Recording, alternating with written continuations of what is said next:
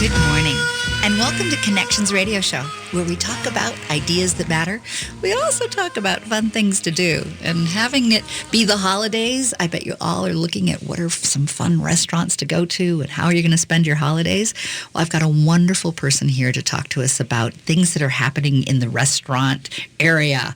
In fact, it's Nancy Weingartner Monroe. She is the editor of Food Service News, and she's going to be talking to us about all kinds of exciting foodie things for not only the holidays, but for some recognition coming up in February. February 9th is the Charlies. The Charlies are kind of like our Academy Awards for the food industry. But before we get to that, I'd love to have Nancy share with you about this wonderful newspaper that she does, the Food Service News, that's mostly geared to the restaurant industry for industry professionals. But it's great when we get to take a sneak peek because there's great articles for us foodie folks. So Nancy, welcome. So glad you're here. Thank you very much. Glad to be here. So Nancy, tell our audience more about the Food Service News. Well, it's a B2B publication, and normally when anybody says that, everybody assumes that it's going to be really boring. It's going to be talking about promotions, and we do a little bit of that. But we also talk about the personalities, and in the food business, there's lots of personalities. So we're a combination of letting the industry know what's going on, who's opening, who's closing, who's got great ideas. It's a business of pennies, so any kind of tips to earn more money really helps. Mm-hmm. So it's a little bit of everything. We've got a new publisher, so we're focusing a little bit more on the vendor community and what they have to offer. But we also always want to include a lot of fun personalities. Like my favorite is always Industry Inc., which is where we talk to somebody with lots of tattoos. And I used to think that was kind of rude to go up and talk to somebody about it. But I'm finding that it's really kind of a proud moment of this history that they have etched on their bodies. So it's definitely storytelling. And really you discover really interesting things in the ways that you share about the tattoos that they wear. Yeah. And I came from, the period when you couldn't really have tattoos if you were working at a restaurant. It was sort of looked down upon. And now it's sort of like an extra kind of fun little interesting set of things to talk about and culture and stories and all that good stuff. The person that I talked to for the January issue, it's almost like her journal. And I like that fact that they kind of record their thoughts and their history. And when they look at a particular tattoo, it reminds them of where they were in that place in their life. So that is always kind of fun. A journaling of sorts. Right. That's wonderful. Right. So I, in this first segment, and I think we'll probably run into the second segment as well, I'd love for us to talk about the Charlies. The Charlies have been going on for at least 20 years, haven't they? No, they've been going on 10 years. 10 years, okay. And Sue Zellickson and Scott Mayer started it. And it actually were our ninth event, but it's the 10th year. So what happened is when Food Service News bought it, we couldn't do it in November when it normally was being held because we have our big restaurant finance conference then. So we bumped it up into the new year. So that's why 10 years, 9 events. And with it being in February, it kind of kicks off the year that way.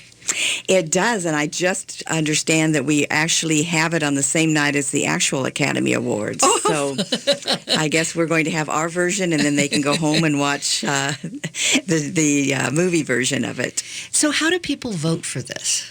We try in a number of ways because we want it to be a peer-to-peer. There's lots of awards out there now, and at the end of the year, I think you're seeing every magazine, the James Beard Foundation, everybody is giving awards. But why we think ours is special is because it's peer-to-peer. So we're through Food Service News and through our social media and any way we can, we're getting people to nominate their peers. We have 12 categories, and they pretty much say the same. We'll kind of add or take away a little bit. Like last year we had the Outstanding Bartender and the Beverage Innovator. And we found they were a little bit too close. And so we added a new category, which is coffee houses. And last year we tried to do baristas, and we thought that would be such a great category. And all of the nominees were first names only. So we thought, okay, maybe you don't know your barista's last name as well. So now with coffee houses, we've got 3 really great candidates there, and we do the Lifetime Achievement, which is something that we kind of keep close to the vest, and that's just announced that night. And it's got a video that goes with it. And we've been able to keep it a secret. Last year was Suze Ellickson, and it's tough to keep anything from her. Yes. So I felt a major achievement to call her up on stage and have her be surprised. And it's very, I was going to say fancy, but it's really, you can wear anything you want, but it has a nice formal feel to it, being at the Pentages stages. I mean, you feel that you're going down the red carpet of, a true ceremony but that also has some fun. It has some music. It has some storytelling. It has, richness. So tell me about, do you have some plans that you can reveal yet about what's going to happen at that night? We do. We're going to mix it up a little bit this year. We've got a different band, and we've got different singers. So we're still trying to decide who we want to host it. The trend, I think, is kind of going away to being hostless. So we might look at that trend, too, and just use different people to kind of come in and introduce. We've always got sponsors and past winners who introduce the category. So we've got lots of people moving on and off. And we've got a really great group of teenagers who performed a rap at the Minnesota Orchestra. And so they're going to come and do that for us too. So lots of good plans. And it is a chance. Some people like to dress up, and some people like to just come right from work. And the nice thing about this industry is it doesn't matter what you're wearing. Exactly. And it's a fun mix to have both the fur coats and diamonds, and then also the tennis shoes. Now, the proceeds are going to be going to Open Arms, I understand. Yes, and they have been the charity since the very beginning, and we've got this great partnership with them.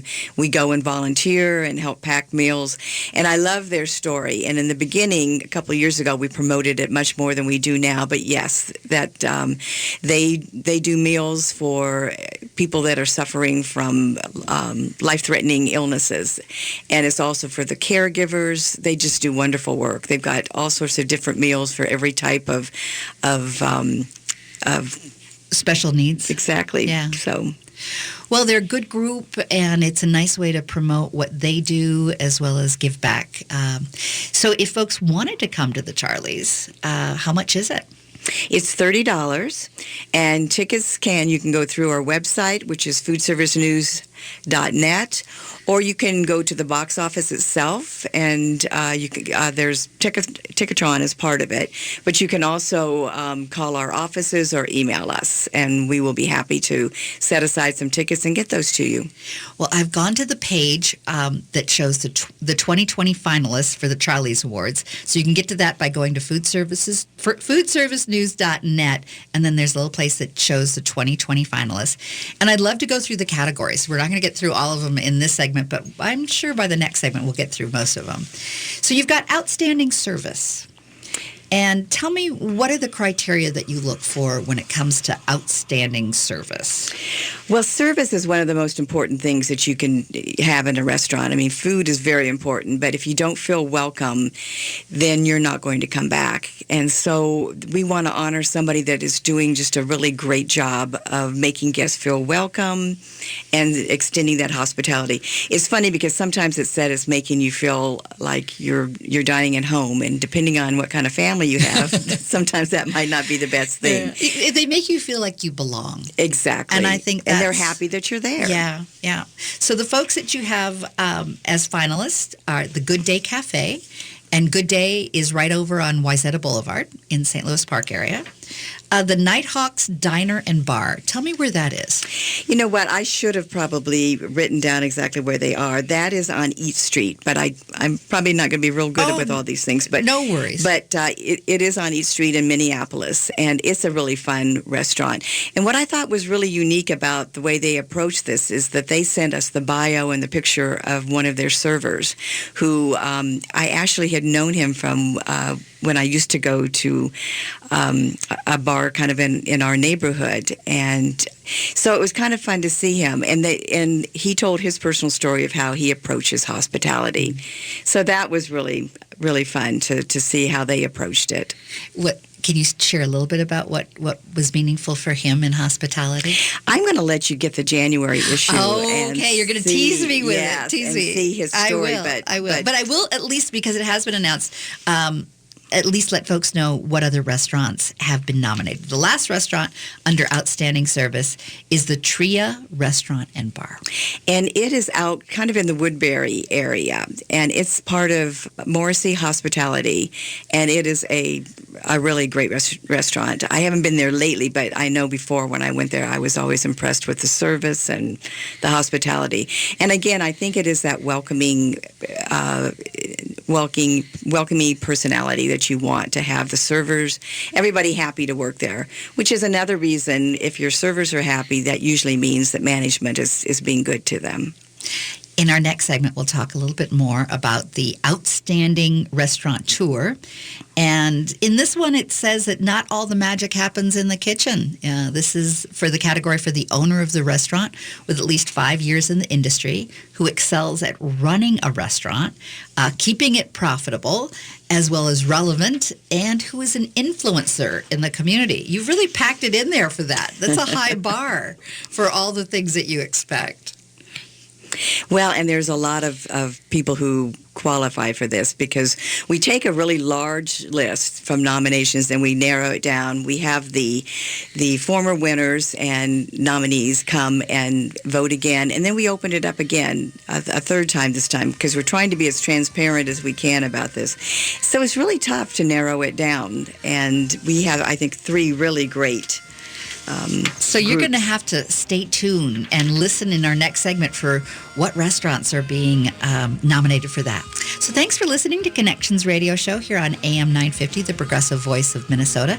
You can check all this out on foodservicenews.net and then come back and hear all the great folks that are being nominated for the Charlie. Do you love those BBC classics on public television, or do they make you yawn? Either way, Park Square Theater's knockout production of Pride and Prejudice is for you. Filled with heart and affection for the original, this saucy, spunky adaptation is Jane Austen for today. On stage now through December 22nd, come celebrate the holidays with Park Square Theater. Pride and Prejudice is a witty and joyful comedy for everyone. In Regency, England, love is a serious game, and the Bennet sisters are playing for keeps. Outspoken Lizzie is determined to marry, but can she resist love, especially when amusing but mildly aggravating Mr. Darcy keeps popping up at every turn? Comedy ensues with lightning-fast costume changes, switch gender roles, and a cast of characters you're bound to recognize from your own life. Warning, this production contains witty banter, teenage giddiness, classic rock, dance breaks, and true love. Pride and Prejudice is on stage at Park Square Theater now through December 22nd. Tickets available at parksquaretheater.org or 651-291-7005.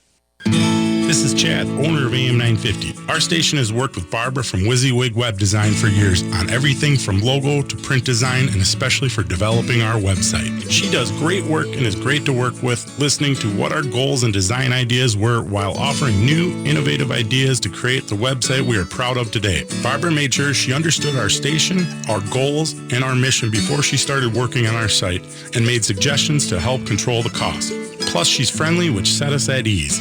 I recommend Barbara at WYSIWYG Web Design because I know she will deliver an attractive, professional website within the budget you have. She is a local independent business that specializes in helping other local businesses achieve their website and design goals. She can work with nearly any budget and create anything from simple sites to robust custom functionality. To find out more about the company AM 950 trusts, go to WYSIWYGWebDesign.com. Spelled out just like it sounds, WYSIWYGWebDesign.com.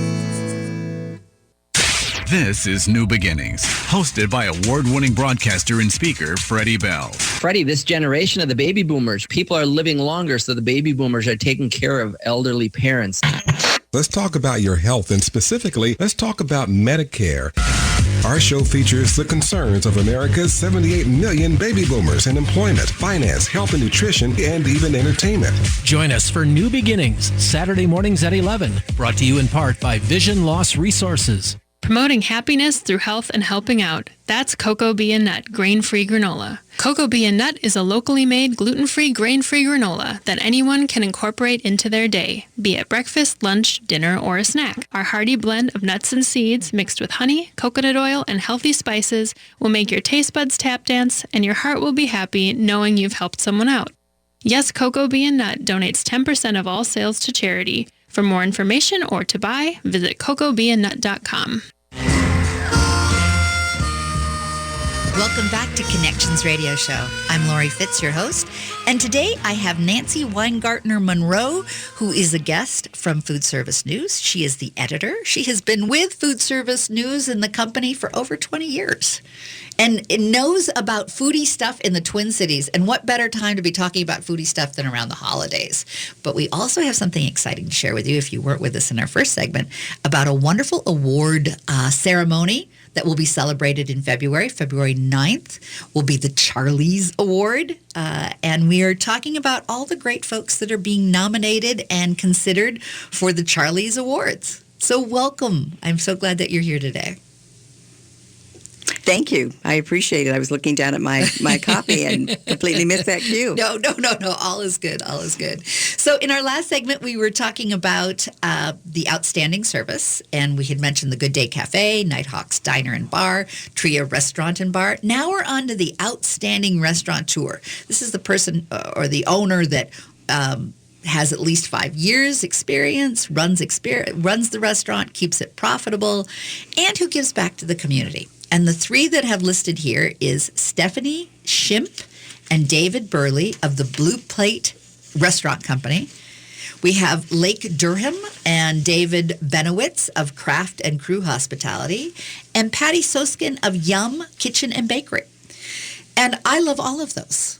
And, good. And the Blue Plate Restaurant Company, I've just loved seeing grow over the years, and then seeing it take place at the Minnesota Fair and their Blue Barn there, and they're just a really good group of people.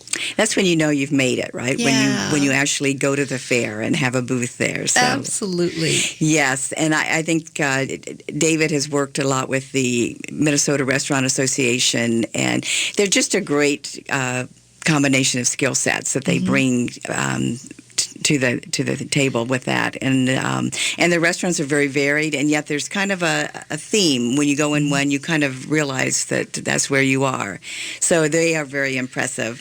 They also do a nice job with service. I've never had a bad experience. They also make you feel like you belong there, and that they're just delighted to have you. And I think with the restaurateur, it ties in everything. I think so much of restaurants, what we don't really think about is the business side of it. It's a tough business, and there's so many now in the Twin Cities, it makes it even tougher. And then you've got chains, and so we're focusing more on the independents here. But it's very important to know what you're doing in a restaurant. It's not just going in and cooking good food, and it's a lot of getting the right contracts, the right location, social, the right menu, media, yes, all of that, hiring good people. They started at the Highland Grill, didn't they? Yes, that was the first one. And then they did it at Dinah. And now they've got all kinds of different types of restaurants. But as you say, there's a similarity. So I highly recommend. So the next restaurateur is the Luke Durham and David Benowitz of Craft and Crew Hospitality. Tell us about them. They are also a young, kind of vibrant combination. And David's he started out not wanting to be in the restaurant business and then joined his father. And so the father is a partner in this too. And Luke comes in and does a lot of the operations work. And what I find fascinating about them is that they are dog lovers. And so they have, which I think most people in the Twin Cities seem to be. So they have patios where you can not only bring your dog, but you can order a meal for the dog that's specially dog related. And so they have that fun thing going for them. And they also have a speakeasy, which is like going back into Prohibition, above Stanley's and Northeast. So they just have a lot of personality in their restaurants, and sound like characters. They with are. style. And they do a really good job. And then we have Patty with Yum, who is, I think she was one of the first that took that fast casual approach where you order at the counter and made it seem very upscale. And I think that's the pastries, the food, everything. Oh, the food is excellent. She's done. And she's got 2 locations, so that's a little bit of balancing right there, too. St. Louis Park, and where's the other? The other one, I would have to look, but Okay. I believe that... Putting you on the spot. yeah, there. I know. I'm You would sorry. think I would know. That's okay. Minnetonka. Oh, Minnetonka. Okay, cool. So our next category, outstanding restaurant. And this is the criteria for this is a restaurant that continually hits on all cylinders with creative and exceptional food, atmosphere, and service. So we've got Colita, and we've got Popol Vuh, and Tenant. So tell us about each one of those. This is, well, all the categories are pretty hard, but this one especially is hard because there's a lot of really great restaurants. And I think even though we said that we wanted them to have been around for 5 years, I think we ended up taking that out because so many new ones are coming on and just coming on very strong and getting a strong following right away. And these are 3 restaurants that are not brand new, but they're still fairly new. And Colita is Daniel Del Prado's second restaurant. And it's the attention to detail that he has. It's a cute location. And then you get these wonderful drinks from Marco Zappia. You've got his wonderful food, a lot of it made from scratch. People are going down and they're pickling things. They're grinding their own, flour and corn for tortillas. So there's a lot of attention to detail that he's putting in that. And you see the same thing at Popol Vuh, which has a fun story, which you'll have to read in January, behind the name as well. It's kind of a fairy tale. You'll be able to read about these by going to online for the January issue at foodservicenews.net, or you can sign up to be a subscriber, right? Exactly.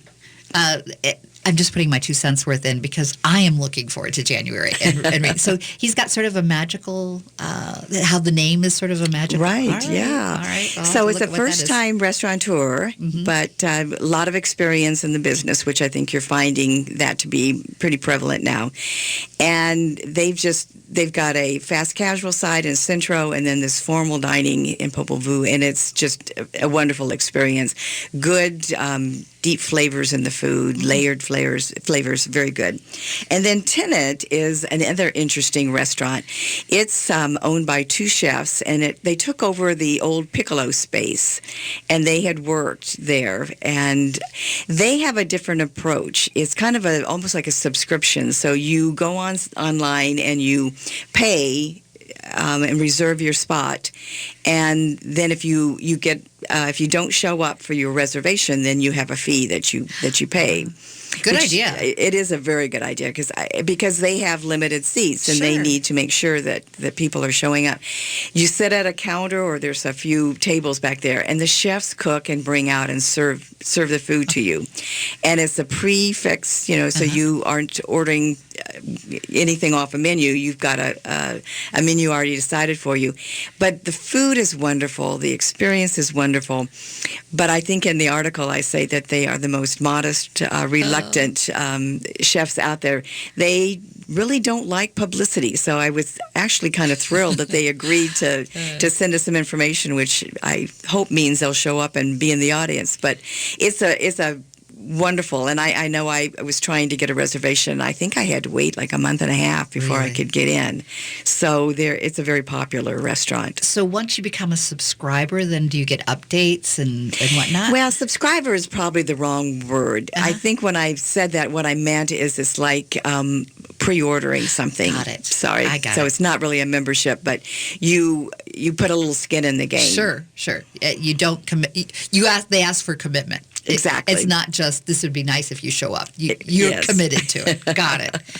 So our next category is Outstanding Baker / Pastry Chef. And this is for a working baker or pastry chef with at least 5 years of experience who is an artist when creating the staff of life or the masterpieces of dessert and morning pastries. Just your descriptions are delightful.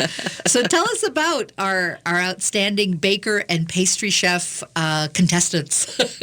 And this is I guess I'm repeating myself a lot by saying it's tough, but this category, especially if you like sweets as much as I do, it's a really tough one to narrow down because I think baked goods have been elevated. I mean, it's no longer just the piece of pie at the end of dinner or, a morning croissant. I mean, these are works of art. Culinary art. Yeah, absolutely. They're beautiful. They taste great.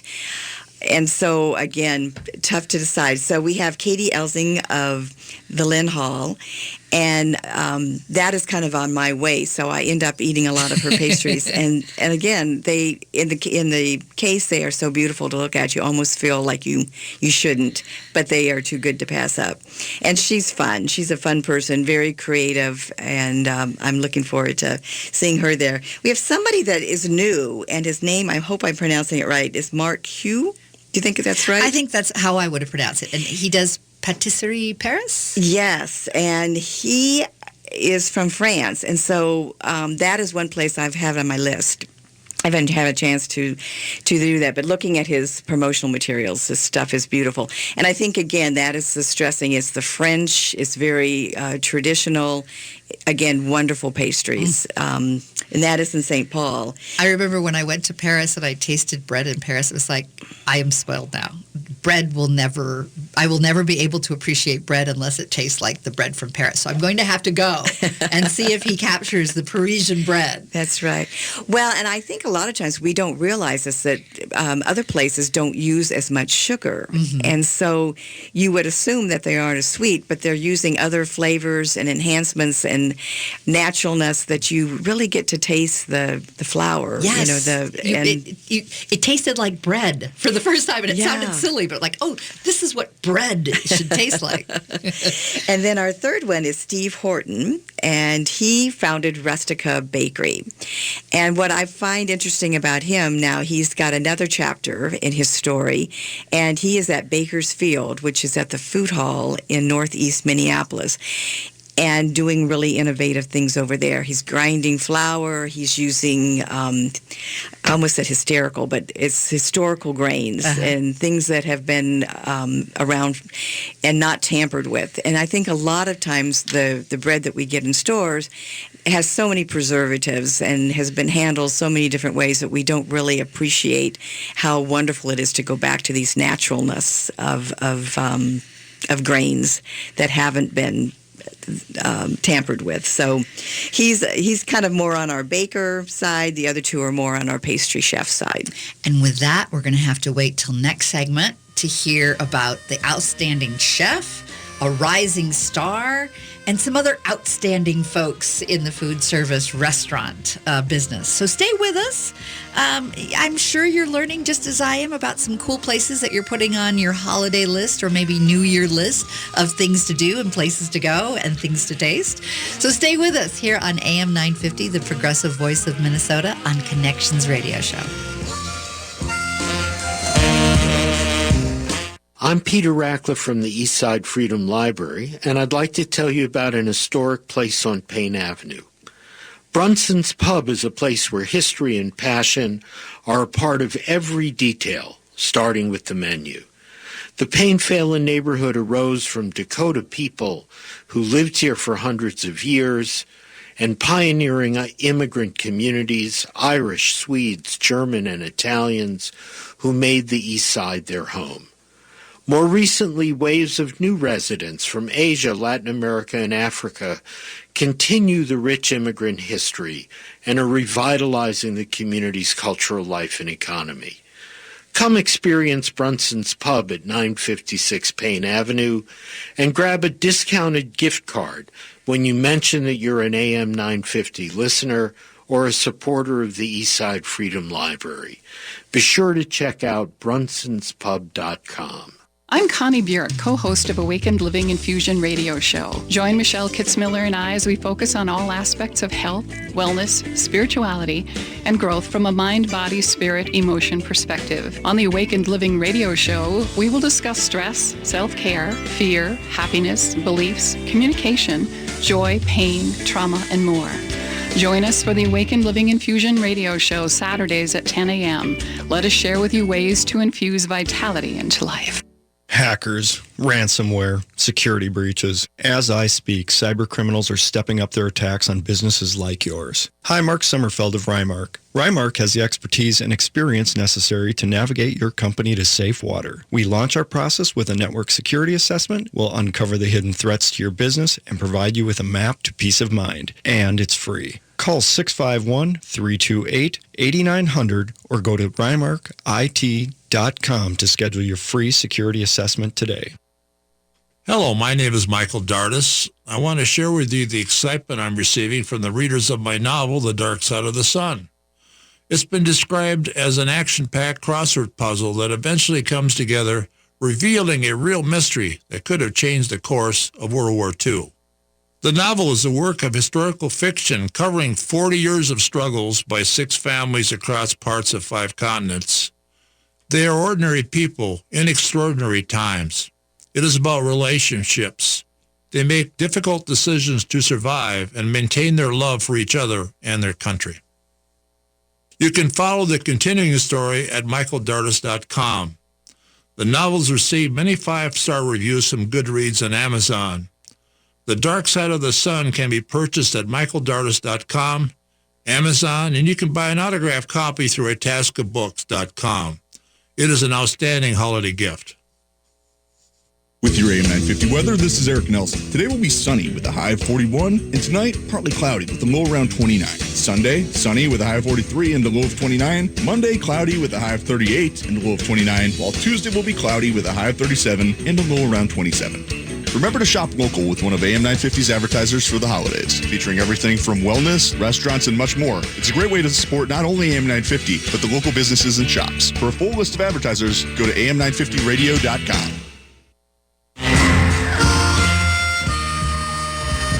Welcome back to Connections Radio Show. I'm Lori Fitz, your host, and today we're talking about the Charlies. You don't know what the Charlies are? Well, you can check it out on Food Service News. It's sort of our version of the Academy Awards for the restaurant industry here in the Twin Cities. It's going on for 10 years, and Nancy Weingartner Monroe, who is not only the editor of Food Service News, does a wonderful job pulling the Charlies together. Welcome. We're so glad you're here, Nancy. Thank you. So we've been talking about all the cool lists that you've put together for the Charlies. It has come out. And folks, if you're interested in seeing all the folks that have been nominated, you can go to foodservicenews.net. And when you go there, just hit the Charlies. It shows where it's 2020, the nominees. So take a look at all the folks who've been nominated. And I promised in the last segment that we would hear about the outstanding chefs that have been nominated. And these are working chefs with at least 5 years in the industry who show consistency, relevancy, creativity, and isn't just resting on his or her laurels. So my guess is they're doing some innovation. Exactly. This is a tough category because every chef in town is wonderful. Mm-hmm. And then we also get a lot of kind of pushback on, well, shouldn't Gavin Kaysen win every year, or Jamie Malone, or Justin Sutherland? But the point is, what we're looking for are some of the chefs that are kind of doing something a little bit different. Mm-hmm. And one of them, Jack Reibel, has opened a new restaurant in the Minneapolis-St. Paul airport. So he's been around and mentoring quite a few people. And so he's most known for the Lexington, right? Yes, exactly. Right. And so this is kind of his moment to shine. Same thing with Remy Pettis, who has, when you see the bio that he has, you can see that he's been in a lot of the top restaurants around town. And now he has gone out on his own and opened Bardo in Northeast. Actually, Northeast Minneapolis seems to be... It's the food center. Yeah, it seems to be holding on to a lot of our winners. But he's got again, a very inventive style of cooking and lovely space, which is something worth seeing.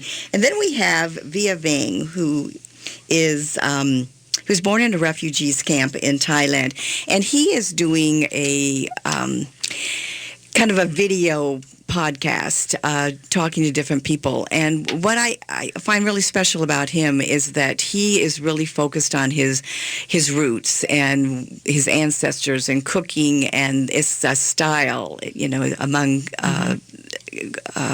relationship. It's not just about food, it's about people. And so he's a very strong candidate, too. Has almost a spiritual quality that way. Yeah, and it's a little bit like his moment in the sun now, too. Yeah. He's somebody that you see a lot in the news. And another category that I'm interested in is the community hero.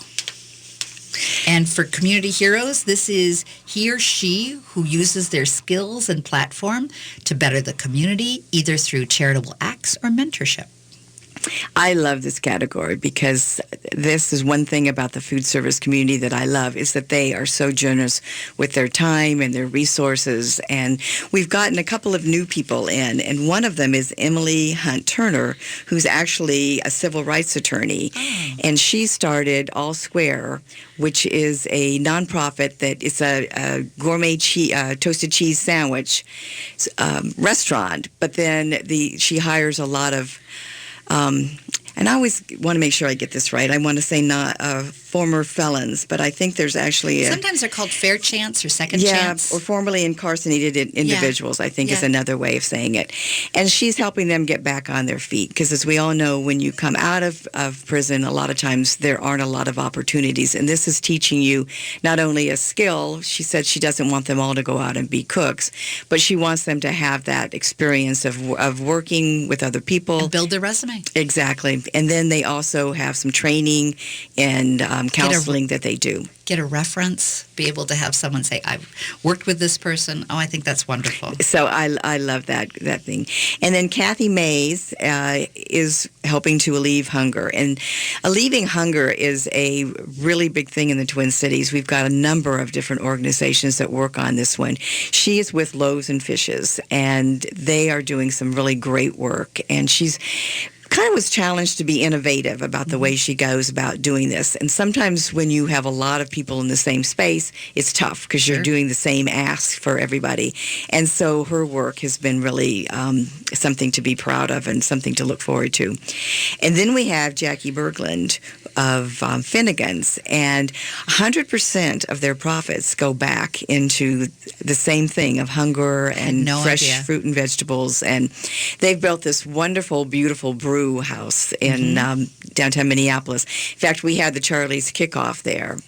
And it's just a warm story about what they do for people. And I love the fact that she's thinking of this not as another brewery, but as a way of social change. And I didn't realize this until I read her bio, that her company is second only to Paul Newman's, Newman Homes, as far as the amount of money that they give back to the community in this particular category. So 3 really worthy people. Going to be a tough choice. And all good places to visit and support. Exactly.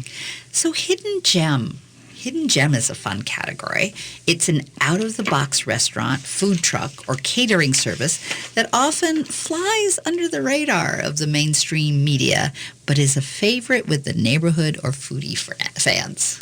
This was by far the most popular category as far as voting. We had so much, so many people, so many different things. A lot of times in the beginning, we kind of thought of it as being kind of a lot of ethnic restaurants fell into this category. And then we thought, that's not really fair because they should be in the best restaurant. It's not a separate category. So this year we've got a little bit more variety in it, and 3 really great ones. Urte in the Peacock Lounge, again, is right next to theater and in Northeast Minneapolis. Did you do an article on them? I did, yeah. I read that article and was absolutely fascinated. So a new young couple has taken over this family business and continuing some of the traditions and then adding their own twist to it. And I think they'll do a little bit more. There's jazz on the weekend, and they're close to the Ritz Theater and La Di Da, so they get that kind of a vibe of being in the arts district. Mama's Pizza was really a popular one, and I know that Steve Hamburger, who is our graphic artist, is a huge fan, and he introduced us to this, and they are like two meals in one. It's wonderful old-fashioned Italian food covered in cheese, and when you take your leftovers home, they have a little bit of sauce on the bottom. So it's a really fabulous restaurant.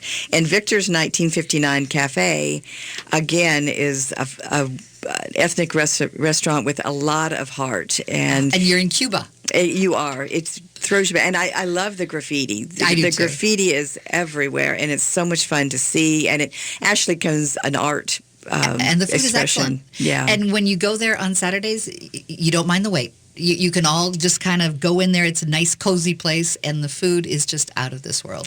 Another small place, which is interesting because some of these are, like Urte's, a larger space. Mama's and Victor's are a small space, so you do have to wait a little bit to get into those. And then when the weather turns wonderful, we've got that patio that you can sit out on and really do feel like you're in Cuba with the flowers and atmosphere. Well, this is a great group. Not only this is terrific for folks to know and think about going to the restaurant, but also to think about being part of the Charlies.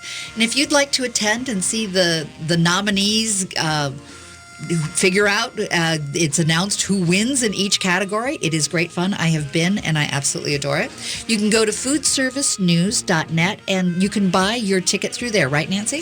You can, and also I should probably mention that in addition to the ceremony itself, we go next door after that's over. It's a very short ceremony and show, and Seven Steakhouse is wonderful because they're allowing us just to take over the restaurant. So we have the whole upstairs, and that is part of your $30 ticket. So there's food. Can't go wrong. We have ProStart students that are cooking. St. Paul College students are cooking. The restaurant always has one cookie cart. So it's a lot of really great food, and who can really resist going to Seven? Absolutely. And in our next segment, we'll be talking about some other fun trends in the Twin Cities and things that Nancy can share with us about what we could know about what's going on right here in the Twin Cities with our restaurants and all the cool things that are happening. So stay with us here on AM 950, the progressive voice of Minnesota, here on Connections Radio Show. Do you love those BBC classics on public television, or do they make you yawn? Either way, Park Square Theater's knockout production of Pride and Prejudice is for you. Filled with heart and affection for the original, this saucy, spunky adaptation is Jane Austen for today. Gather your family for holiday fun and merriment. Warning, Pride and Prejudice contains witty banter, teenage giddiness, dance breaks, and true love. Pride and Prejudice is on stage at Park Square Theater through December 22nd. Tickets available at parksquaretheater.org. Northeast Minneapolis is known for its creativity, and you'll know exactly why when you eat at Hazel's Northeast. Their creatively prepared comfort food will have you coming back week after week. Breakfasts like biscuits and gravy, granola pancakes, and brisket hash. For lunch, homemade soup and one of the best Reubens in town. And don't miss the daily risotto or Chef Ali's ever-changing dinner specials. Come on in. Bring the whole family. Hazel's Northeast delivers real, good food. Family owned at 29th and Johnson in Minneapolis. Writing a book is like diving into deep, uncharted waters. That's why you need immersion editing. I'm Angela Weekman of amwediting.com. After 20 years of experience, I believe editing should be meaningful and empowering. So let's get started with an immersion assessment. We'll immerse in a portion of your manuscript to determine your next steps. Visit amwediting.com for more details. Let's go deeper. Native Roots Radio is proud to announce we've added an extra hour. Yeah, Chushke, 1 hour goes by too fast. That's right, Uncle Curtis. I'll have extra time to share important information about our secret animals. And report national and native news from all over the country and Canada. This new hour is sponsored by Robbins Kaplan LLP, dedicated to redefining excellence for high-stakes litigation representation in Indian country. Saturdays from 1 to 3 p.m. We are awake.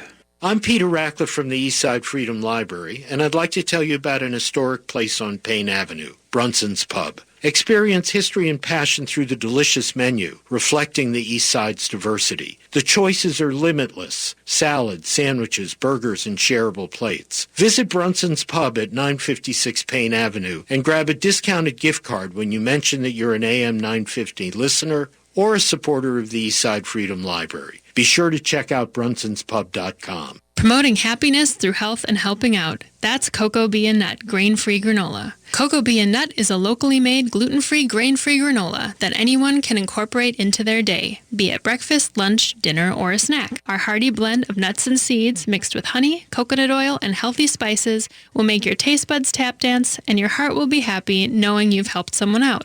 Yes, Cocoa Bee and Nut donates 10% of all sales to charity. For more information or to buy, visit cocoabeeandnut.com. Welcome back to Connections Radio Show. I'm Lori Fitz, your host, and we've been talking about food, and we're still talking about food. And I have a wonderful guest from Food Service News who's been sharing with us about the Charlies, which is the Academy Awards of Foods. And if you want to learn more about the Charlies and who got nominated, you can go to foodservicenews.net. Click on the 2020 nominees and see all the great folks in our Twin Cities area that are up for awards. But in this segment, we're going to step back and we're going to do a little nostalgia. You know, coming up on New Year's is sort of the Auld Lang Syne. And so I think this is a nice time for us to talk about, you know, what are the ones, the restaurants that we're saying goodbye to and new ones popping up? So there's some iconic restaurants that we're losing. And I'd love to have you share your thoughts about some of those restaurants and what we can expect in the future with the new ones popping up. Well, I think with restaurants, it's always kind of an ebb and flow. Mm-hmm. And it's always sad to say goodbye to restaurants that you really care. They become like old friends. They do. And I think they're your to-go places. Yes. And so I think a lot of times we all rush out to what's new. Mm-hmm. But then I think we also tend to go back to our favorites where you really feel comfortable. You know what you're going to get. And maybe you order the same thing or maybe you try something new. But one of the more notable restaurants closing is the one Spoon River, which Brenda has been this fixture in our town, and I think it's people are sad, but it's actually going to continue on. The farmers market that she was such a part of, and the farmers, I don't know if it's the farmers union, but along with see, I should have written all this down. That's all right, but I remember reading about that when you were that the new I think group, it's Birchwood that is coming. That are taking over, but it's all going to be farm to fork style food, which is what she really pioneered. So it's interesting. Some go out and some come in, and so I think what we're seeing with restaurants now, so we have a lot of food on delivery too. So as restaurants are closing, we've got ghost kitchens popping up. We have food halls, which is another really big trend. The North Loop has 2 of them, which is... So tell our listening audience who may not know what a food hall is. Well, a food hall is kind of an upscale food court. So they started out... Fancier than what you'd see at like a mall. Started out in malls, but now they're breaking out and having independent ones. So they might be the first floor of retail for an apartment building, or they might be their own building. And they have several different concepts inside. So you can go to one place and you can order sushi, you can order African food, you can order whatever you are hankering at that particular time. And then there's a big common bar. So the bars are usually the owners of the concept, and they manage that, and you might buy soft drinks. So there's the Galley, which just opened on Washington Avenue in the Nordic building, which actually is a building that popped up in the parking lot next to Freehouse. And North Loop needs parking, so that was kind of sad. But this is a nice a nice thing that they're putting in there.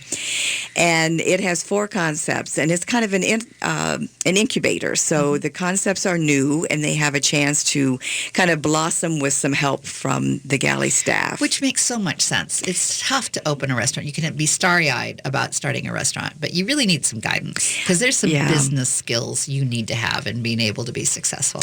Exactly, and I think that's what we were talking about a little bit with the Charlies, is it's not enough just to have good food. You have to have really good practices also to do that. And retail popping up inside restaurants or together with restaurants is the other thing. And North Loop is very good about that too. So in the area, and I happen to live in North Loop, so I love going out and exploring all this. But you'll have retail, which will be a little bit different than you would find normally. Well, you're normally. talking about restoration. Yeah, Restoration Hardware, which is in Edina, it popped up in the Southdale Mall's parking lot. And it is 2 floors of their wonderful furniture. They're very neutral, upscale furniture. And you climb up to the 3rd floor, and there is a restaurant to die for. Isn't that wild? It's got huge chandeliers. It catches the sun because it's got a glass roof. It's got patios that are on either side. Well, actually, I guess they're decks when they're up that high. But it's very high-scale food, upscale, and in a wonderful atmosphere. Again, very upscale. Well, I think it ties in with some interesting trends. You've got the trend of folks wanting food delivered, and you love the good food, so you get it delivered. But if they go out, they want to have an experience. They want They want the fun of a restaurant, but they also have a lot of to-do lists. So combining the retail, I think, is fascinating. I mean, my first thought when you were saying combining retail is like, well, there's always been, the Macy's and the Bloomingdale's that have. But you're talking about something a little different when it comes to these retail. Yeah, these are more boutique-type stores and independents. And so I think probably the millennials are driving this. They seem to be driving a lot of our trends.